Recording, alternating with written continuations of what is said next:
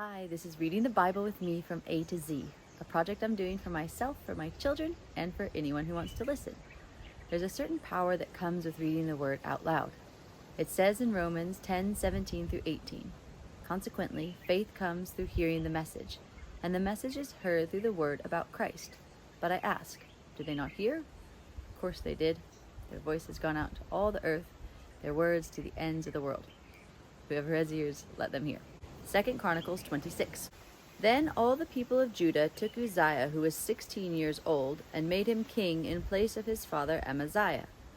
He was the one who rebuilt Elath and restored it to Judah after Amaziah rested with his ancestors. Uzziah was 16 years old when he became king, and he reigned in Jerusalem 52 years. His mother's name was Jechaliah. She was from Jerusalem. He did what was right in the eyes of the Lord, just as his father Amaziah had done. He sought God during the days of Zechariah, who instructed him in the fear of God. As long as he sought the Lord, God gave him success. He went to war against the Philistines and broke down the walls of Gath, Jebna, and Ashdod. He then rebuilt towns near Ashdod and elsewhere among the Philistines.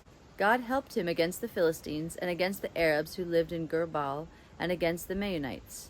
The Ammonites brought tribute to Uzziah. His fame spread as far as the border of Egypt, because he had become very powerful. Uzziah built towers in Jerusalem at the corner gate, at the valley gate, and at the angle of the wall, and he fortified them. He also built towers in the wilderness and dug many cisterns, because he had much livestock in the foothills and in the plain. He had people working his fields and vineyards in the hills and in the fertile lands, for he loved the soil.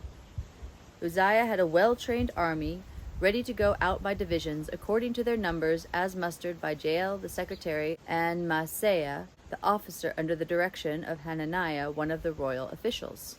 The total number of family leaders over the fighting men was 2,600. Under their command was an army of 307,500 men trained for war, a powerful force to support the king against his enemies.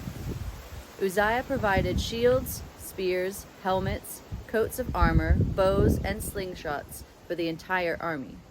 In Jerusalem he made devices invented for use on the towers and on the corner defenses, so that the soldiers could shoot arrows and hurl large stones from the walls. His fame spread far and wide, for he was greatly helped until he became powerful.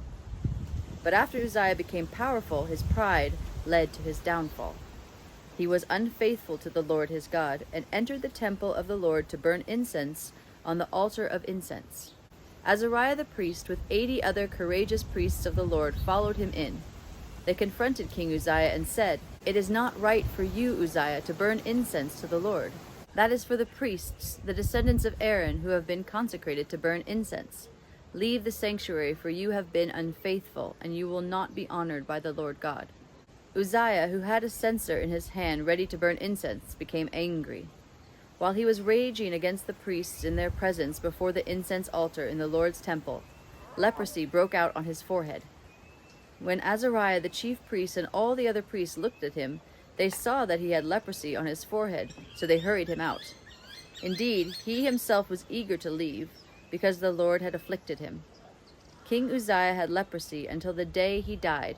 He lived in a separate house, leprous and banned from the temple of the Lord. Jotham his son had charge of the palace and governed the people of the land. The other events of Uzziah's reign from beginning to end are recorded by the prophet Isaiah, son of Amoz. Uzziah rested with his ancestors and was buried near them in a cemetery that belonged to the kings, for people said he had leprosy. And Jotham his son succeeded him as king.